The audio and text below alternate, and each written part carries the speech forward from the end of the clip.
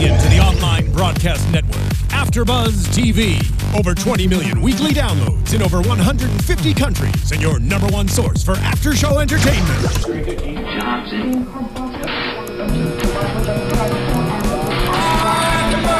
AFTERBUZZ TV, the destination for TV superfans. Producing aftershows for over 300 of your favorite TV shows. Interviewing celebrities and showrunners. And bringing you behind-the-scenes exclusives. All thanks to E! Entertainment's Maria Menounos, producer Kevin Undergaro, and internet leader Akamai.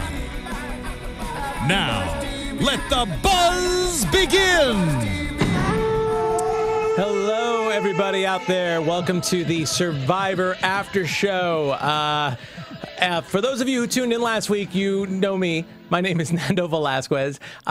Just so you know, last week I filled in for Thanksgiving week because we did the show on a Wednesday, not the usual Thursday time slot because of the holidays. Here I am again. Justin is out of the country. I didn't realize that until after last week. Someone told me. I'm not sure about Jerry and Ryan. They just weren't able to come today, so I got thrown in. But you know, it's a lot to talk about. It's 2 hours. And even though I thank you for the comments, those of you who did enjoy last week's show, it's a lot to talk about. So joining me on the phone is another well-established AfterBuzz host here from AfterBuzz. You may know her from, what do you do, Keetin? Rain? And I do Rain. I do Nashville. I do Once Upon a Time. Yeah. I did Big Brother. Yeah. Oh, yeah. You were big on Big Brother. So, yeah, she's pretty much an expert, too. And she was like the first person I thought of when I was like, oh, my God, I got to call somebody. Keetin Marchi, everybody. Yes. Yeah. And we did the show last year. We interviewed Spencer last year. We did the finale last year because there was a issue with nobody could make it that week, too. So we jumped on with James Wallington, another good friend of ours. And you know, so just for those of you, I know last season when we did the finale, I remember seeing some comments like, who are these people? And well, just so you know, you know, we love the team that's on here. It's just the holidays. It's a little crazy with Justin being out of the country. I think it just messed things up too. So we're just filling in, but I can assure you that Keetin and myself are very big Survivor fans. Those of you who heard last week's show, I hope I proved that to you in some way. And I can't wait to hear, you know, what Keetin has to say about this week, because it's 2 hours of TV. We're recapping kind of like Cream Cheese was the name of the episode. Oh my gosh. Can we just talk about, like, because they had so many damn hashtags this entire freaking Oh my God. episode. When I saw that cream cheese hashtag, that was crazy. But go ahead. I mean, hashtag Survivor Sisters, hashtag Cream Cheese, hashtag, oh God, like, I mean, hashtag everything. And it's funny because on their tribe flag, they have hashtag Heropa. Yeah. From hearing stories from, like, you know, people who were, like, when they were shooting and stuff, Wes loves just hashtagging everything. So it's kind of funny that this season has kind of become the hashtag Survivor season more so than I think it's ever been used on the show. Well, they're definitely they hashtag such random things, which is what just makes me. I mean, I'm okay with it because it just makes me laugh at this point. I think it started. I feel like it started last season with Tony and Spy Shack. That was the first time I saw when hashtag when I saw hashtag Spy Shack. I'm like, really? But it ended up being a pretty smart idea. So I think they're just looking for any proper noun that's out of place that they can use for a hashtag. So I mean, sometimes when they don't throw up the hashtag, I get a little. I'm like, you guys, that would have been a perfect hashtag. I don't understand why you didn't hashtag that. Yeah, I like start talking at the TV. Oh, really? I wonder, like, what do you think should have been a hashtag? Oh gosh, can you think of one? When we go through it, I'll tell some of the things. I mean, just especially with the fight that happened between John and Jacqueline. Oh God, yeah. I mean, hashtag silent treatment, but there could have been so many other hashtags. Hashtag silent treatment on social media. I love that. It's so ironic in so many ways. Okay, well, yeah, let's get started with this episode because there's a lot to cover. So, and we're gonna take as long as we need to. But I thank you again for coming in, Keetin, because I was starting to run out of breath last week, and to do 2 hours today would have been a little crazy. Anyway, so let's start out with post the post tribal council from the week before, in which Keith ruined Reed's plan. I pretty much think Keith ruined Reed's plan by not going along with it, and not going along with Reed when Reed was trying to play all dramatic and try and put the target on Keith and Wes so that they can vote out John. And Keith ruined that. Natalie and Jacqueline. Natalie, really, from what we saw, was the one that was kind of like, "Hey, John, you know, you should play the idol." And John was like, "What? I don't know what I'm doing." And then when he puts the idol out, he's like, "Wow, I'm so glad I did that." So we get to see a little bit of that comedy routine on both sides, really. When they come back from tribal council, Reed pretty much telling Keith, you know. You gave up the plan. You shouldn't have. You should have gone with it. You should have been an actor like me, like a Broadway trained dancer type actor like me, and gone with the plan. You know, Keith has been, I think, one of the star characters of this season. You had no idea he was going to be this good at challenges. He's the oldest guy left in the game, and he just keeps holding on. And it's somewhat. I mean, sometimes I question, like, is he that clueless about the game? Like, because he does seem to be doing so well, and he has found hidden immunity idols, and it just, I question, you know, okay, does this guy know the game, or was he getting all, you know, was Wes kind of helping him along the whole time, and it's just like the edit is how we're seeing it, because then it makes me feel bad that Wes got kicked out before Keith, because I'm like, oh man, if Wes was the one really playing, I wish he was still there. But Keith, you know, we have to have a cut to Keith spitting at least 4 times an episode. Wes to me just seemed like he was going along for the ride. That he's having a good time going along for the ride, not really aware of strategy. I mean, we saw that last week when he kind of got drunk at the immunity challenge and was talking about Jeff Probst cooking naked on 2.5 Men and about his nugget eating competition. Yeah, I think we definitely got to see the wheels coming off of Wes last week. You know, Keith has been a little, like, I think he gets very defensive very easily, but he is playing. He's trying the best he can. And he has some strategy. I know, but you got to feel so bad for Reed. Like, my heart broke for him. I mean, that was a great plan. It was so good. And I said last week, it was almost foolproof. Yeah.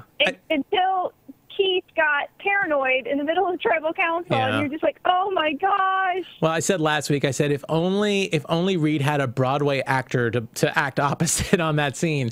But in all fairness too, I mean, look, if any of us were in the situation that Keith was in, that's a really scary situation. You're pretty much asking, you know, you're saying, hey, we're all going to say we're going to vote for you to kick you out. But don't play your idol. Don't play your idol, because you're not going home and you don't even have to use your idol. So I could also see Keith's side of it. I think for even somebody who has some more wits about them, then, I mean, not that Keith's not smart, but just some more like strategy, you know, the intricacies of strategy. I think that's a really scary position to be in, to really have a lot of trust and faith. And so I totally understand that too on his side. But anyway, you know, but Keith seems to be in denial that he didn't give up the plan, that it was just, you know. I know. He's what? I said I know. Yeah. I mean, again, it's just like, I think that's just such a part of Keith's charm. Like, But do you think it's an act?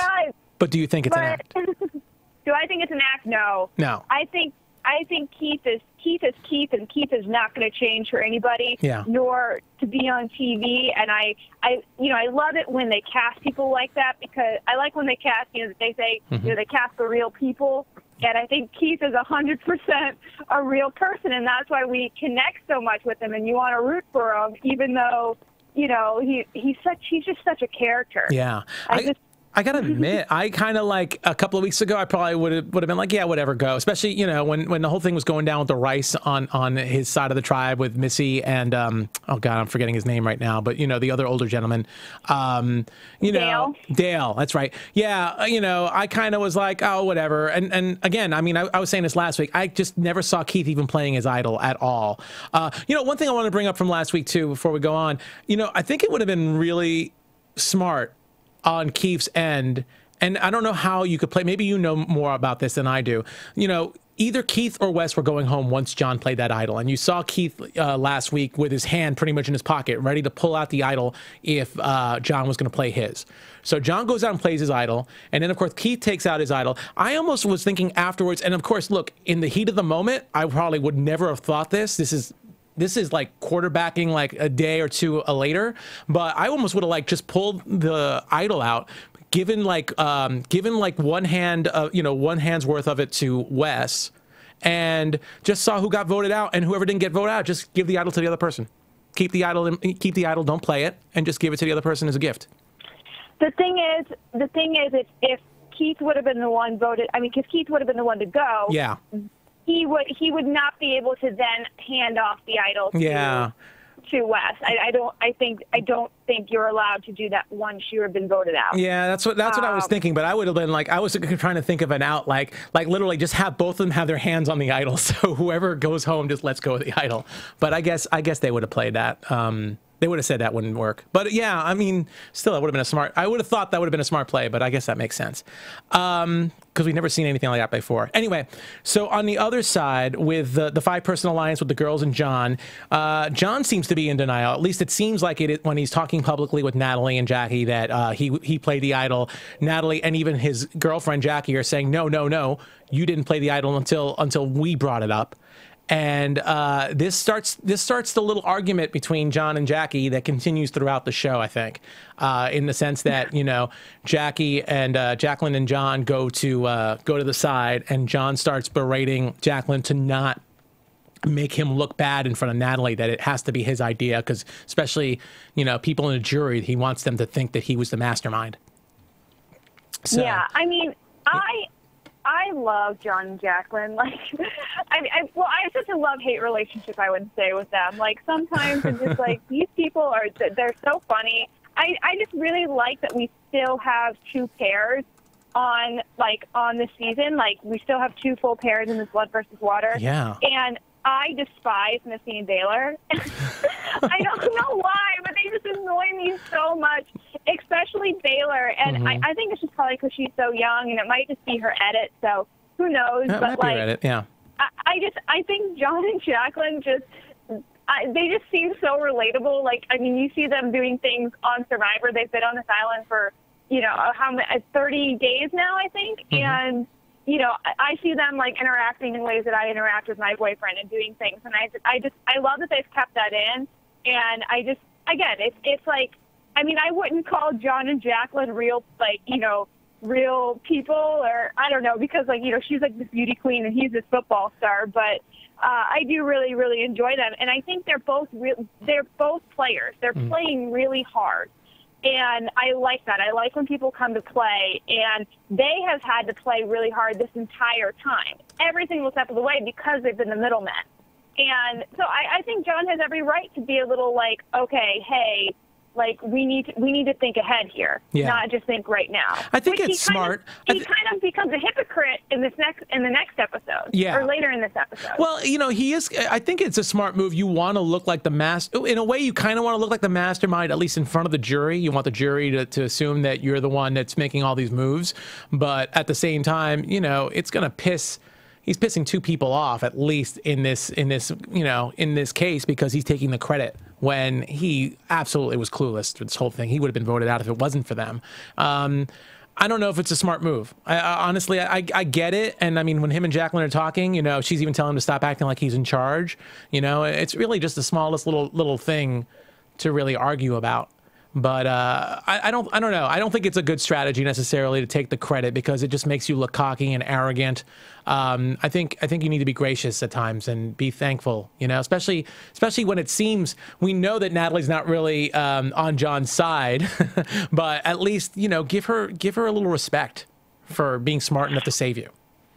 Yeah, I mean, and it's like it's kind of like keeping your whole alliance happy, of like not, if you're in an alliance with 5, you've made it this far, tensions are this high, like just keep everybody happy, because that's what's going to get you the votes in the jury at the end, is people, if you're like the one being like, everybody, let's all get along, and but you're still helping with these big moves. And if you're acting, and I'm using air quotes here, if you're acting like you're smart, chances are it means you're not smart.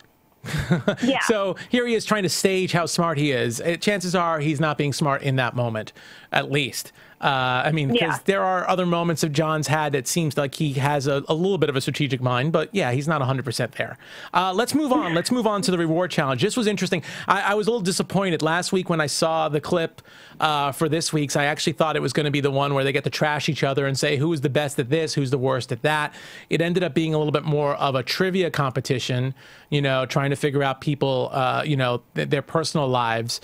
So there are questions like who else was a twin besides Natalie and Nadia, and who owns and operates their tanning business, which I think everyone knew was Julie. But the one good thing about this game is this is the game where you get to figure out who's in the top of the order, who's in the bottom of the order.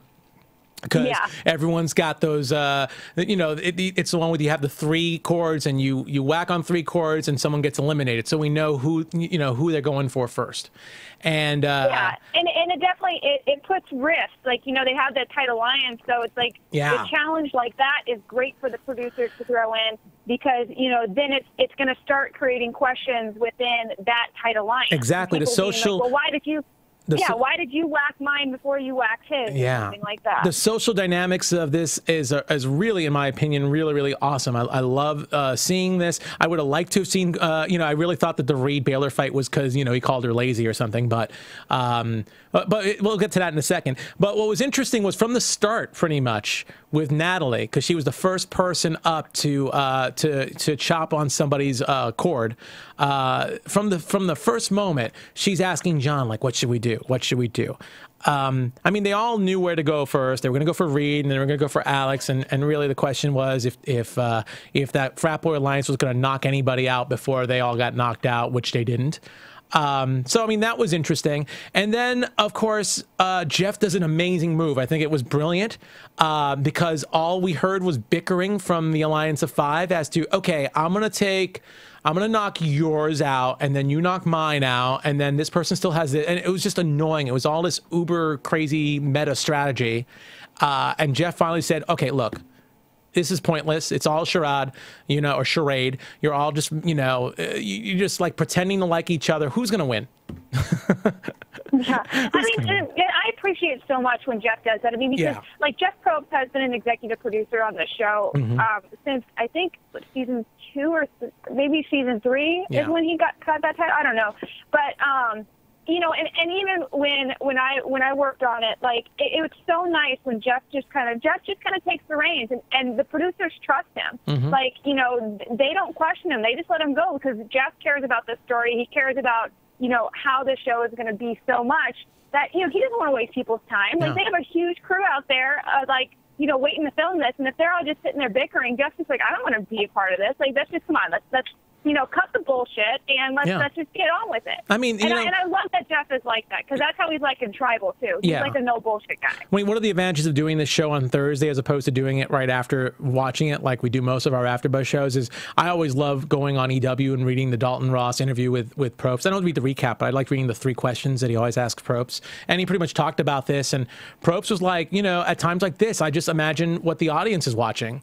And I just wanted to save them the aggravation. And he was, as far as I'm concerned, as an audience member, I think he was 100% right. Because even though I have been rooting for this alliance, although, you know, moments like this just annoy the hell out of me. And You've been rooting for this alliance? I've been rooting for Natalie. I've been rooting for Natalie. Yeah, okay, I was going to say, I would root for Natalie, but that's about it. I'm rooting for Natalie in the alliance, and that's why I'm rooting for this alliance. I'm not necessarily rooting for everybody in the alliance, but even Natalie was annoying in this episode because here she is going, John, what should we do? And it was just, I mean, I get it on a strategy point, giving John his power. You know, he's already kind of has this illusion that he is, you know, leading the charge, but still, it was just annoying altogether. So they give Missy, which I don't even get why. Didn't, you know, Missy went to the last reward, so I don't know why they decided to give it to Missy. They decided to hand Missy the reward challenge, and then John automatically raises his hand, goes to Exile, because again, you know, he has moments of brilliance. He realizes that, you know, he gave away his idol last tribal council. There were 2 idols that were given up, and he figures it's going to be a new one. So brilliant move on his part. Of course, we know that Missy's going to take Baylor. So the big question, once Jeff, you know, switches it up because they thought it was just going to be one person, who else gets to go, and one person gets to stay behind with the guys. What do you think? I mean, hindsight's 20/20, obviously, but what do you think about Missy's choice to choose Natalie over Jackie? Dumb. I mean, this is the thing. Yeah. If you think about it, like if I would have been there, even if I would have been Jacqueline, like I would have felt like it's only fair that she brought Natalie, because Natalie has given up her reward, I think, twice now. Yeah. I think for different people, and so I think it only like if they were bickering about who's had the most rewards before Jeff ended it, Natalie's had the least rewards, I believe. Yeah. And so like, for Jacqueline to get all kind of, her panties in a bunch because she didn't get picked, it's like, Jacqueline, what were you expecting, really? But from a strategic standpoint, on Missy's end, that was stupid. Yeah. That was so dumb because Natalie is so... I love Jacqueline and I love John. I love watching them on the show. But, like, Natalie would not be swayed emotionally by those guys as much as Jacqueline would be. Yeah. And, I mean, and that's why I can't root for this alliance. And well, there's so much based on emotion rather than the game. Yeah. And it makes me so mad. Well, I mean, I agree with you. I mean, I think it was a dumb move. I mean, here you have one person that represents 2 votes because Jacqueline can sway John, and you have one person that represents 1 vote. So, especially if you know that Jacqueline has switched before, John and Jacqueline have switched before, you want to keep them close. So, yeah, I totally agree as far as I think it was the wrong choice to let Jacqueline stay behind. Just because, again, thinking that way, it's 2 votes. It's the only other couple on in this game right now. You might as well keep the couples close because the last thing you want to do is have them try and pick apart the couples. So I think it would have been I agree, it should have been a smart move. I get, I think it's just a misstep on Missy trying to take care of her daughter and take care of Natalie, and but I totally agree with you. One thing also before all this goes down, before John goes to exile and all this, is a little bit of an interaction between Reed and Baylor. I guess Reed just frustrated, just like I think the rest of us, because it was such a lame, it really was a lame way to play the game, that reward challenge. And Reed pretty much is saying something like he has 10 horses. He doesn't care about this this reward challenge of going on horseback. So he has 10 horses. Baylor says something to him, and then he calls Baylor a brat. Which is, look, it's CBS. It's 8 o'clock. It's nothing terrible. She's a brat. She's in her early 20s, and yeah, she's acting a little, bratty. Baylor's kind of been a brat this entire season. But it's not even that bad. But again, she's the youngest one there. Yeah. Like, you get it. But the comment Reed made first was just straight up bitchy.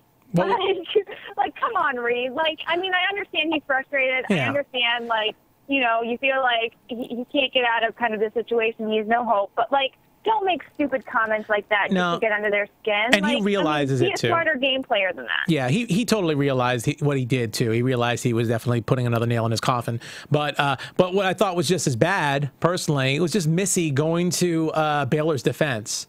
That was my point. It's not even that terrible a comment. I mean, yeah, I get it. You're the mom and everything, but it's still, I think she was just being she's a little overprotective. I don't think it really looks good for that couple. Obviously, you don't like them, and you could see that. You even saw, I think, when Keith and they were going at it in that competition, just the look on their faces as they were chopping each other's wire. Yeah, they're not that well liked, and stuff that Missy does like that, trying to protect her daughter, doesn't make them look much better. It just makes them look both bad, in my opinion. Well, I mean, even if Missy or Baylor get to the end, I don't think either of them have I mean, unless it's the final 2 and they get to the final 2, there's no chance that there's a third person from their alliance that's in there that either of them would win. Yeah. Not a chance. Well, Natalie knows that. Yeah, absolutely. And look, there better be a 3 I mean, for a game like this, I'm assuming the producers are thinking we got to put a 3-person final tribal council, because just in case a duo goes up there, it'd just be too weird.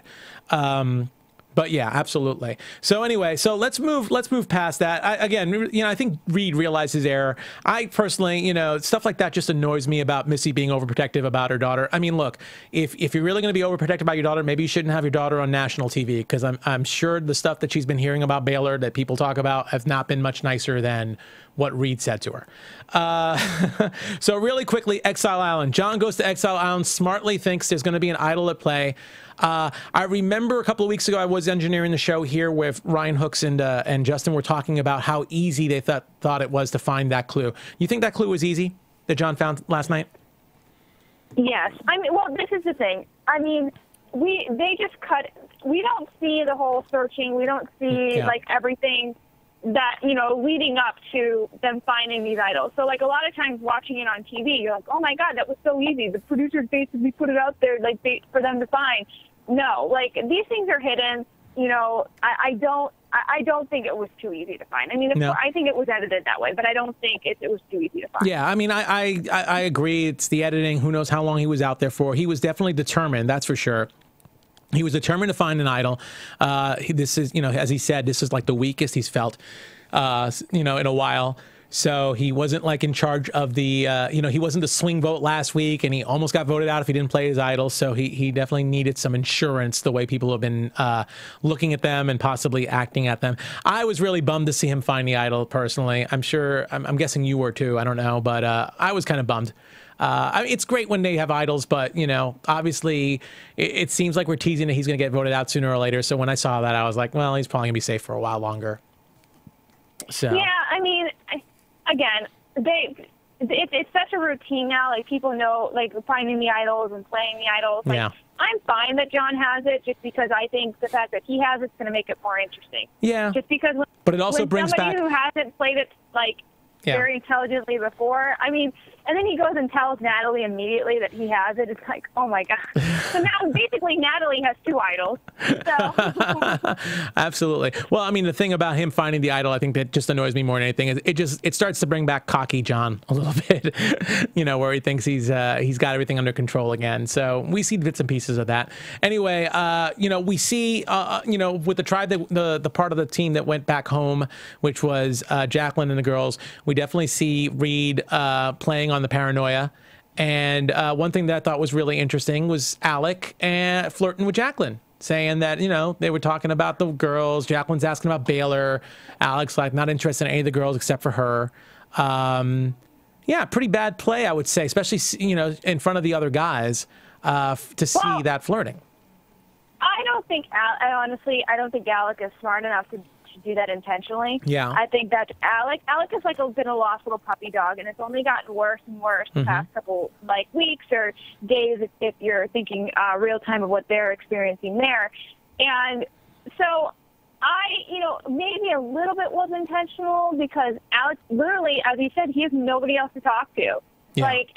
Jacqueline didn't have John, they weren't attached at the hip, so it was somebody that he could actually talk to and wasn't going to be judged by Baylor or Missy or Natalie for talking to her because they weren't there. Yeah. So, I mean, I don't think Alec has much game left in him, if any. So I don't think it was an intentional flirt. Let me see what I can do. No, I guess not. And it's funny because he even said with Baylor was more intentional than the thing with Jacqueline. Yeah.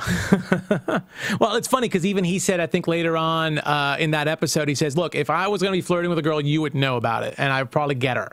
There's that little bravado that he had with his brother. Oh God! You remember him and his brothers pre-game interviews? I was like, thank God his brother got kicked out so early, because Lord, they're both too much. But it's also just hilarious to see the difference between the last time John was on Exile Island and the guys were ignoring Jacqueline, and now where they're all paying attention to her, and Alex flirting with her before he barely knew her name, and Jacqueline, even though she's paranoid, I think she's at least aware of the difference of what's going on, how much they need them. And the girls even know that they have some work to do with Jacqueline, because they even though Missy chose wrongly, she knows that she probably started something with Jacqueline, and that Jacqueline, they even know Jacqueline's easily swayable, which I think is, again, dumb move on Missy's part. Then don't bring Natalie, bring Jacqueline. Anyway, everyone comes back, post reward, except for John, I guess. And I'm looking through my notes right here. And, even the girls are noticing Alec flirting with Jackie. So I think it's just causing more and more problems. Let's move on to the reward challenge, actually, because... You mean immunity? I'm sorry, the immunity challenge. I wrote reward, but I meant immunity. Oh, actually, you know what? I just bring it up. Cream cheese. Alec, this is where Alec mentions cream cheese. Oh, God. He refers to Jacqueline as cream cheese. It's like cream cheese. It's a smart move to make her as comfortable as she can. And that's when we saw that great hashtag. It's because that was the title of the episode, too. Yeah. And it's kind of fun. I've done this for the past couple of seasons. My boyfriend and I, before we sit down and watch the episode, we look at the title, and then we try to guess which contestant said that. Yeah. So, and then it's like a game, like we bet on it. And so I don't know if anybody else does that, but I had no idea that would come out of Alex's mouth. Oh, yeah. I thought maybe Keith. I don't know, because they rarely have interviews with Alec in them anyway. So Yeah, that was a little sexist, I would say, that comment. I mean, I get it, but that was a tiny bit sexist. That was another reason why I think I was shocked at the hashtag, just because it was kind of a stupid comment. Anyway, so let's go to the immunity challenge. John returns. He kisses Jackie on the cheek. He's all dirty. That's get to see a little bit of the PDA. Reed gives his necklace back. And so this challenge is an interesting challenge. So far, I think all of correct me if I'm wrong, I think with the exception of one immunity challenge since they've done the merge, they've all been pretty much like some sort of skill, endurance, patience involved. And this one seems to be endurance in a way, not as bad as last week, but they're balancing an oversized paddle on a stand, and they get to roll these balls down the center lane of the paddle where there are some indentations. And the idea is to roll it slow enough that you can catch the ball in those indentations, and you have to get 6 of those balls stuck on the paddle, on the paddle without any of them falling. I think that's the best way to explain it, right? Yeah, that's. I mean, this is the second time they've done this challenge, I believe, and the first time they did it was in the Philippines, and I was on the Dream Team when they did that, so I got to play this challenge. Okay. And the only thing that they had different, they changed. They put like a kind of a hill as you roll the ball down. Like originally it was just all flat. So I feel like that hill kind of made it a little bit more difficult to control the ball because it gave it more speed as it kind of came onto the big paddle. Yeah. And it's not an easy game to play. I mean, some people were just so good at it and could get it like so quickly, but other people, I mean, it was so hard. I was not medium at it, but it takes so much focus. And like when you're that hungry and that exhausted. This is 29 days, I think. Little carnival games like that are like I love as immunity challenges. Yeah. No, absolutely. I think it was like 29 days in. So that was an interesting one. And so we noticed that the two people who stand out really in this challenge are John and Keith. John takes the early lead, but eventually Keith and him are neck and neck. And then John ends up dropping the 5th ball, I believe, out of all of them. And then Keith goes ahead and wins. My thoughts on that is, I mean, look, you're playing the game. You don't know really who's in danger, and anyone could be in danger. But probably for anyone's plans, I mean, the last person that should be getting immunity is Keith. Keith is probably the safest one because, the girls and John want Reed out. And, Reed and the frat boys really want to take John out. And if not John, then they'd probably take out Missy or Natalie. So Keith was pretty much safe. If anything, and we see this later on, it just puts a little bit more of a target on his back. This really nice country boy who plays things straight to the vest and sometimes to a fault. What do you think? I think that it was probably, it was Reed's challenge to lose, and Reed should have won it, and he would have been safe, but he didn't, and so he's done. Like, I think it wasn't I don't know. I don't really know how I feel about that. I'm just, it's just something I noticed. I mean, look, I guess when they're playing, they don't realize who really needs it more than the others. They're all thinking they need it equally. But for me, it just made everything else anticlimactic. It just seemed like it pretty much sealed Reed's fate for sure. That's for sure. I mean, absolutely, Plus, this is Keith's second immunity. This is the second time Keith has won. He's proven himself to be very, very capable in these challenges. He lasted pretty deep last week. So, you know, now it puts a little bit of a mark on him, as we see. Obviously, it makes him look like more of a threat.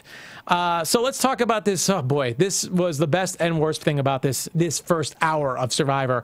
Hashtag silent treatment. Yeah, hashtag silent treatment. So we get to see a little domestic fight, a little domestic argument between Jackie and John. John wants a couple of minutes just to talk after being stuck at Exile Island for 2 days.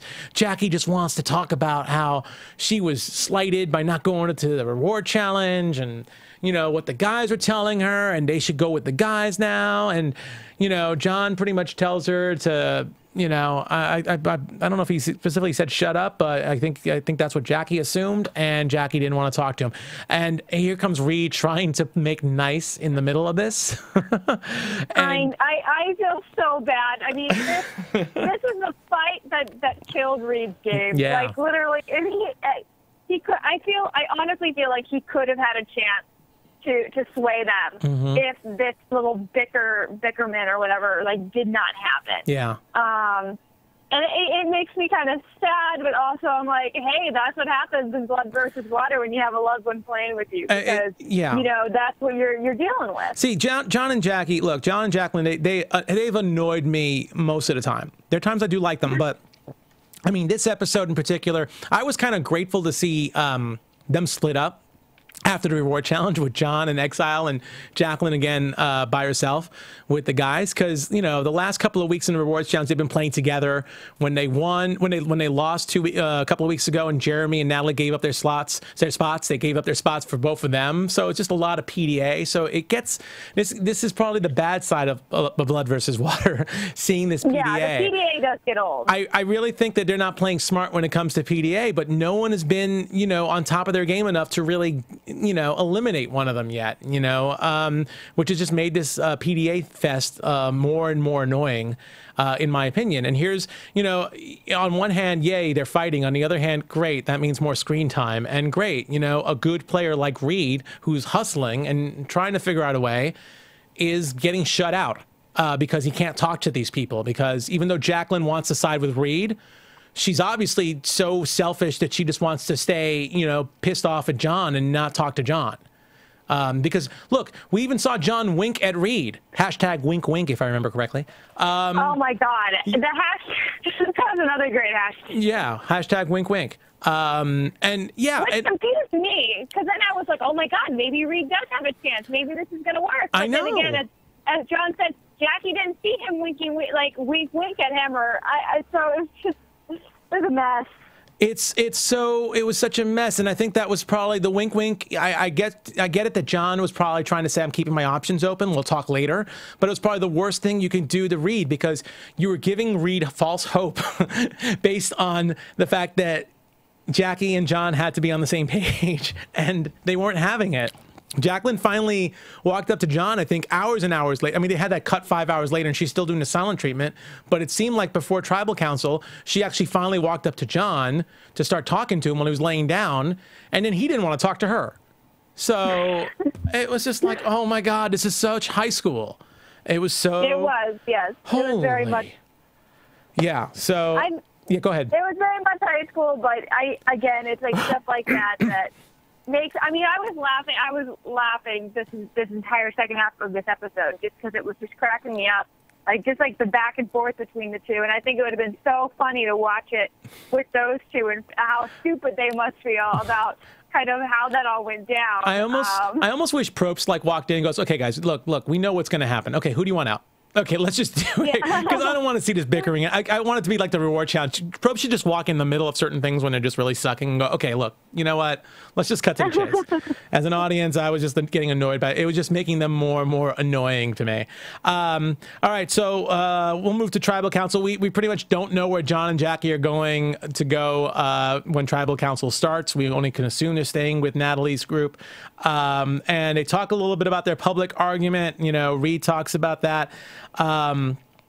Any notes? I'm trying to look through my notes here on Tribal. I wrote a lot of stuff, but I think it was just a lot about the Reed, Missy, Baylor fight about being a brat, and then the John and Jacqueline fight. I think that's about it. So really, yeah, that's all we really had for this first hour. Yeah. I feel like maybe that's why they gave us 2 hours this week. Yeah, so that's it pretty much. We see, the one interesting note is it's a landslide. Everybody voted for Reed, including Alec and Keith. So very interesting. It's always interesting to see why people think that way, because you figure that the Alliance of Five, I guess they're hoping for a crack in the Alliance, and they figure at least by voting along with them, that maybe a crack will eventually materialize. Yeah, somewhat loyal. Yeah. So, I mean, that's the only thing I can see. Before we go on to the second hour, let me plug iTunes here, because you and I both, we don't usually do Survivor. No, we don't. We do lots of other awesome shows here. If you are subscribed to Survivor on AfterBuzz on iTunes, and thank you very much. We'd love for you guys to rate and comment. I know that it's probably you're disappointed perhaps not seeing the regular panel here, but we still strive to do the best show that we can with whoever is here. We'd love to hear from you. Again, we'll talk about our shows, other shows that we do on AfterBuzz at the end of this. You can welcome to also subscribe to those or give us 5 stars or whatever on those too. We really appreciate you. Yeah, so and that's it. And it helps us all out. It helps us get more guests on the show, and really, it also, it makes us feel good. You give us 5 stars, it makes us feel good, and then we come in and do a great show. Right? I think so. Anyway. Yeah, it's a holiday season. It's time to make people feel good. Make us feel good. Give us 5 stars. Even though it's not my show, make Justin happy. Give it 5 stars if you can, or give him some constructive feedback. I don't know, whatever it is. One thing I neglected to say, since we're on live and I'm talking to you, you're welcome to tweet at us. Let's see. And you can tweet at me at Nandovel, Nandovel, and you can tweet to Keetin at Keetin Marchi. If you have any questions you want to talk, because we definitely have a little bit of time here, and it's just you and me, you on the phone. So definitely opening that up if you're available. We're gonna wrap this up in about a half hour, a little bit less. So let's get this one going right now. Let's talk about the second hour. So post tribal, we see John and Jackie make up. We also, of course. Yeah, we also see this is where Alex starts talking. I think in the confessional about everyone thinking he's a big flirt. I wrote down, if I wanted to flirt with any of these girls, I would. Seeing all these loved ones together hurts. Yeah, this is where Alex starts to feel like we start to see a little vulnerable side of Alec, which was interesting.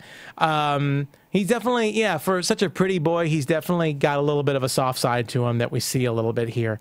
And then, let's see what else we got here. I think that's pretty much it post.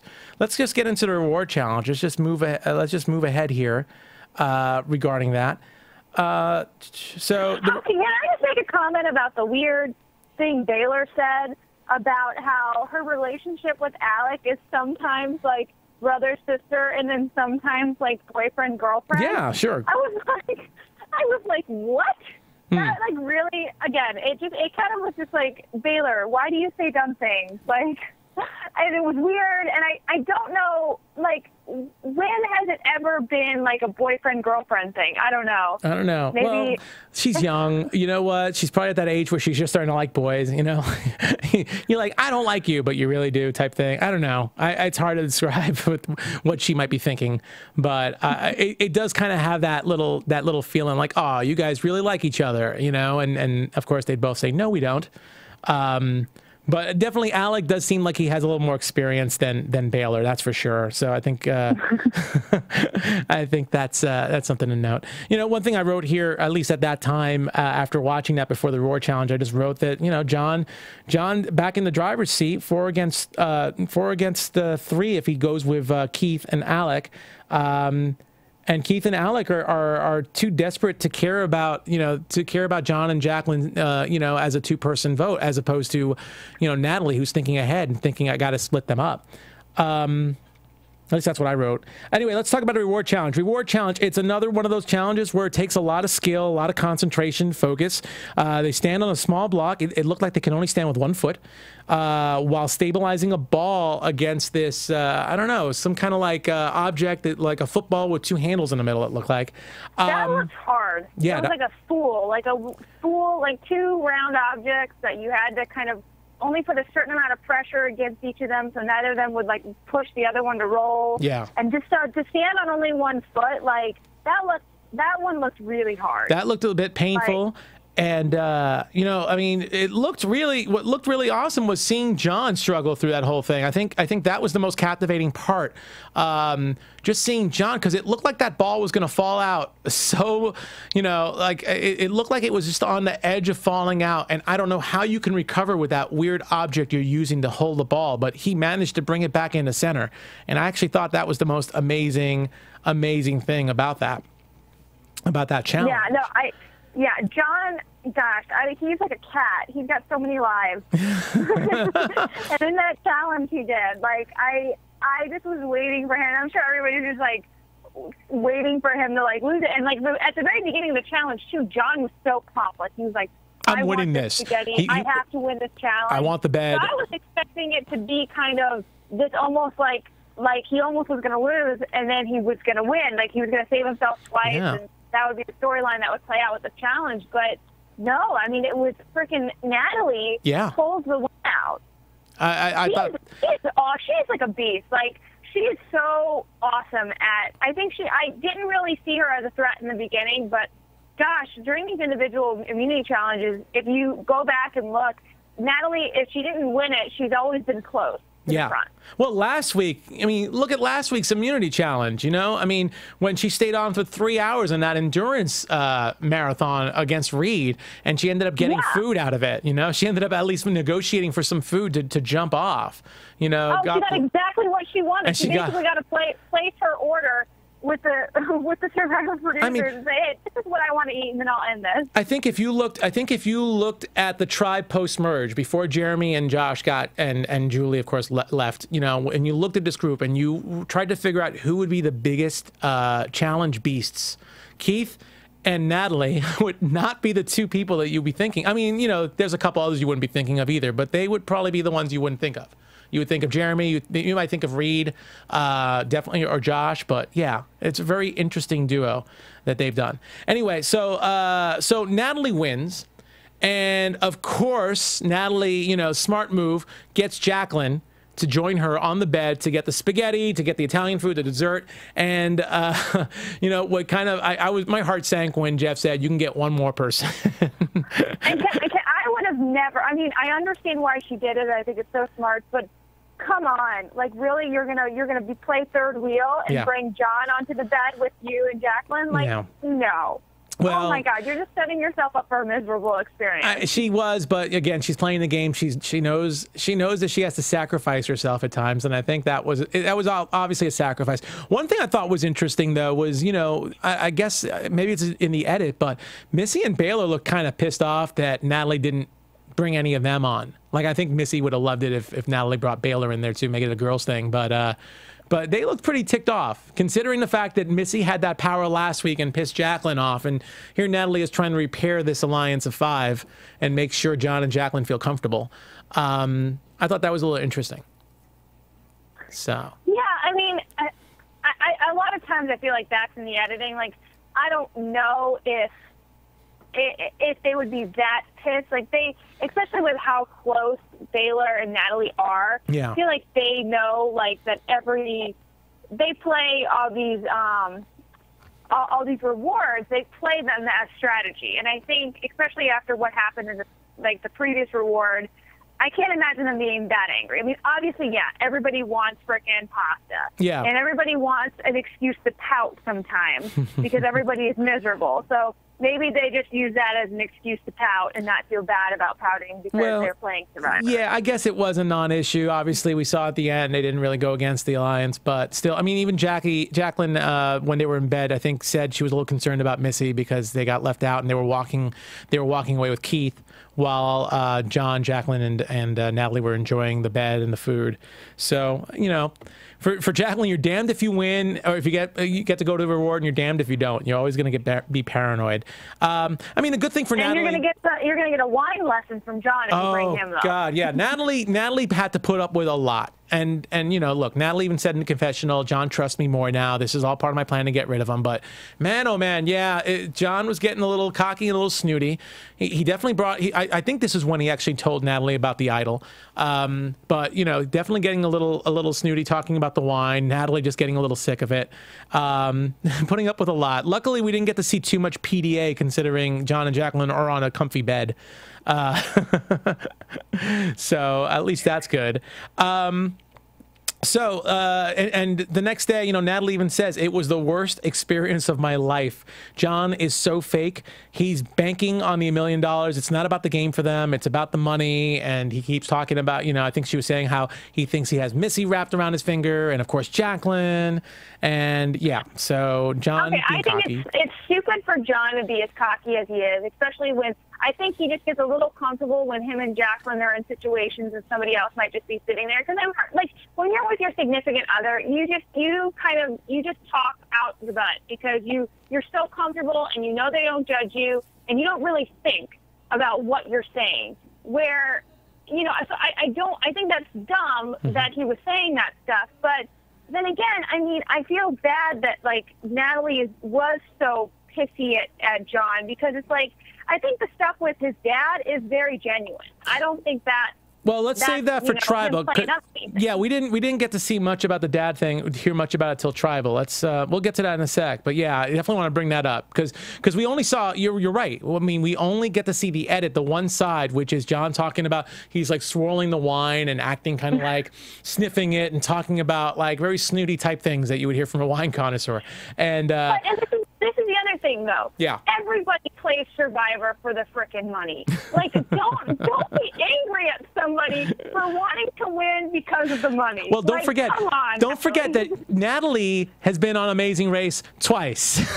So yeah, if I anyone's think that's a little hypocritical. if anyone's being a reality slut right now, it's Natalie. So for her to get all judgmental on John about that, yeah, that is kind of hello pot, I'm kettle. Absolutely. No, I totally agree with you on that. So let's go to the reward challenge. The reward challenge. Immunity. I'm sorry. Why do I write reward on this twice? Thank you for saying immunity. Second time, second hour, second time. That's where my mind was at. I just want rewards. That's all I want. Anyway, well, first of all, Alec was on Exile Island. He got sent on Exile Island after that challenge. Nothing. So I guess there's only one idol in play. I read on EW, the producers decided just to play one idol again instead of two. So he returns. We did see no screen time for him other than the fact that he's been really pissed off for losing challenges because he sucks at challenges. Yeah, absolutely. So Probe's talking to the gang about being all depleted and everything, and we get to see this challenge where the gang are each holding onto a rope, which is holding onto this platform, and they get to go back and forth and put blocks on it. And this is another repeat challenge. Yeah, this looked familiar to me. So just to go through it really quick, it's John and Keith once again, head to head, second hour, second time. And this time though, different result. John wins, which obviously sucks for Natalie. Her plan to get rid of John this week falls through. They got to come up with a plan B. So here's what I want to talk about. So I want your thoughts on this. So you got John. Look, Jacqueline seems to be a nice girl. At least when John's not around, she seems to be a little more bearable if she's not paranoid. But you know by getting John out, you're going to piss Jacqueline off anyway. So is the play really to go for Keith or Alec, or is the play to get everyone against Jacqueline and this gives John less power? If you're Natalie, what would you do? Because this confused me. I actually thought they would have possibly made their move and gotten rid of Jacqueline. Yeah, I mean, I would have thought that would have been the smarter move, is to get rid of Jacqueline, because then they still have the numbers to get rid of John. Yeah. And also, like, you still have Keith to help you win challenges. Mm-hmm. So, yeah, I would have thought that would have been the smartest move, especially because, I mean, Jacqueline's better in immunity challenges than like any of like those guys. I mean, not better than Keith, but better than like Alex. Yeah. So, you know, get rid of her. Mm-hmm. So I don't know. I wish Natalie would have stuck to, you know, somewhat of the plan. And, you know, I think that would have been a big move on her end, to just be like, okay, screw it. I couldn't get John out. Let's get Jacqueline out. Because I think that would that would really hurt John to a point where I think he would struggle even more in the challenges and stuff without having her there. Especially with Keith there. And I mean, Keith and Natalie both play really hard as well. So yeah, it would have definitely, I think now would have been the move to start taking the legs from under John. But instead, what the group decided to do, the Alliance of Five, they decided to split the votes between Keith and Alec, just in case the two of them, one of the two of them have an idol. After all, Alec just came back from exile, so it's completely possible there was another idol in play. So they split the votes, and according to the grouping, Natalie is going to vote for Keith. She's going to be one of the three voting for Keith. That'll get Keith kicked out. But Natalie, of course, thinks, no, let's vote for Alec because I can work with Keith. Keith's stronger in the immunity challenges. It's a better, this way at least John has less of a chance of winning, which is kind of a smart move. But Natalie's big fear is pissing John off. And here's another moment when Natalie, who seems to be the smartest player in the game and seems to be, have her wits about her. First hour, we saw her at the reward challenge asking John what to do. And now here she is concerned about John. What do you think? I mean, I get it. We saw at the end of the episode what happened. And we saw John with this surprised look, kind of a little pissed off. But do you think it's a non-issue, really? I just feel like maybe she's giving John too much credit by not pissing him off. Well, sometimes I think Natalie's a lot of talk, and she's not a lot of action, unfortunately. And she kind of makes excuses for not being a lot of action. And so, yeah, I think a little bit, I think this was dumb. I think this could be Natalie's big mistake. Yeah. So, you mean big mistake? This could be Natalie's $1 million mistake. Big mistake in what sense? Big mistake that she voted to keep Keith in, or big mistake that she didn't try and take someone like Jacqueline out, or what? That if she, I mean, voting out Alec was just stupid. It was a waste of a tribal, honestly. Okay. Alec is useless. He's not going to do anything. He's not going to win challenges.